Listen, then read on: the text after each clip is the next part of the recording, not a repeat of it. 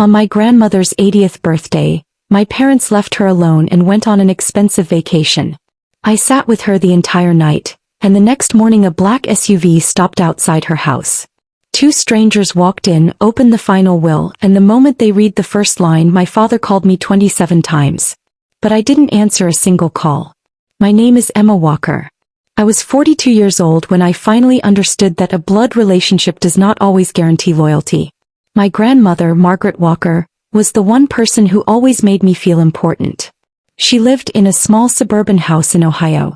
An old white wooden home with a small garden in front and the same rocking chair on the porch where she drank her coffee every morning. For her 80th birthday, she wanted only one thing. I just want to spend time with my family. She said those words 3 times. My father, David Walker, promised her. Mom will all be there. It's your special day. My mother, Karen, smiled and said, Of course, Margaret. We wouldn't miss it. But on the morning of her birthday, I received a message. Emma, we had to change plans. Something came up. I read the message again. Then again. There was no emergency. Nothing important had happened. It was just an excuse. I immediately called Dad. He answered. Hey, Emma. I asked. Where are you guys? There was a short silence. Then Mom's voice came through. We're heading to the airport. I went quiet. The airport. Dad calmly said. Yeah. We booked a last-minute vacation. I asked. And Grandma? Mom lowered her voice. Emma, she'll understand. I looked out the window. There were balloons hanging outside my grandmother's house. Her favorite lemon cake was sitting on the kitchen counter. She's turning 80. Dad replied. We'll celebrate with her later. I ended the call. I didn't tell Grandma anything. I knew she would be waiting for them. When I arrived at her house, she was standing near the door. She was holding a small cardigan in her hands. She looked at me and smiled. You came. I hugged her. Happy birthday, Grandma. She placed her hand on my shoulder. Where are your parents? I stayed quiet for a few seconds. Then I said, They couldn't make it. Grandma looked into my eyes. He understood. She only nodded. Okay. Just one word. But after that she never mentioned them again. We made dinner for 2 people. We cut the cake that had 80 written on it. While blowing out the candles, Grandma said, I should make a wish, shouldn't I? I smiled. What are you going to wish for? She answered, that people learn how to tell the truth. I didn't respond, because I knew exactly who she was talking about. That night I stayed with her. She went to sleep early. I sat on the living room couch. The TV was on but the volume was muted. Around 11 p.m. I saw a Facebook post from Dad. He and Mom were sitting in an airport lounge. The caption said, Finally, some time for ourselves. I turned off the screen. Around 8 the next morning the doorbell rang. I looked outside through the window. A black SUV was parked in the driveway. I opened the door. 2 people were standing there. A man and a woman.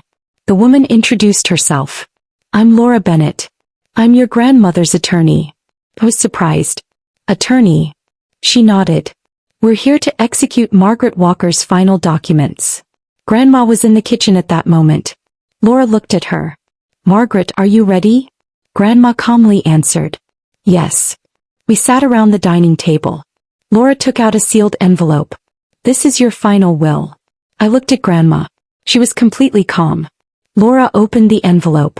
She removed the first page. Then she began reading. I, Margaret Ellen Walker, leave all my property, financial assets, and the Walker family trust to my granddaughter, Emma Walker. The room became silent. I looked at Grandma. She only looked back at me. Laura continued. Because Emma was the only person who stood beside me when I needed someone. At that exact moment my phone rang. I looked at the screen. Then I silenced the call. A few seconds later it rang again. Then again. Laura looked toward my phone. Are you not going to answer? I said, no. Within 15 minutes, Dad called me 27 times. I didn't answer a single call. Later I found out how he learned about the will. Laura explained that after the documents were officially registered, notifications were sent to family members. Dad had received the email. And then he panicked. But none of this happened suddenly. I had been watching it for years. Dad always talked about Grandma's money. When I was younger I didn't understand. But now everything was clear. Once I overheard Dad saying, "Mom needs someone to manage her assets." I asked, "Can't she manage them herself?" Dad replied, "Emma, you don't understand yet." But now I did.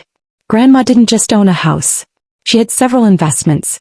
She had spent her entire life building everything she had. Dad always believed that one day everything would belong to him. But Grandma had been quietly watching everything. A week later Dad and Mom came to my house. I opened the door. Dad immediately said, "We need to talk." I asked, "About what?" He became irritated. "Emma, you know what?" I stayed silent. Mom said, "You didn't even give us a chance." I looked at her. "A chance?" Dad said, "You don't know what you're doing." I answered, "No, Dad. I know exactly what I'm doing now." He didn't say anything. I continued, "You didn't come to Grandma's birthday." Mom looked away. "That was different." I shook my head. "No. That was the real issue." Dad became angry. "We're family." For the first time I stopped him. Family isn't created by a name. After that I took responsibility for Grandma's trust. Instead of selling her house I renovated it. I turned part of it into a small community center where elderly people could come together and spend time. Grandma loved the idea. He always said, "Things are not valuable because of their price. They are valuable because of how they are used." Dad tried contacting me many times. First with anger. Then with apologies. Then with silence. But I kept my distance. Because the issue was never the money. The issue was the night when an 80-year-old woman sat waiting on her birthday. And the people who should have been there chose to go on vacation instead.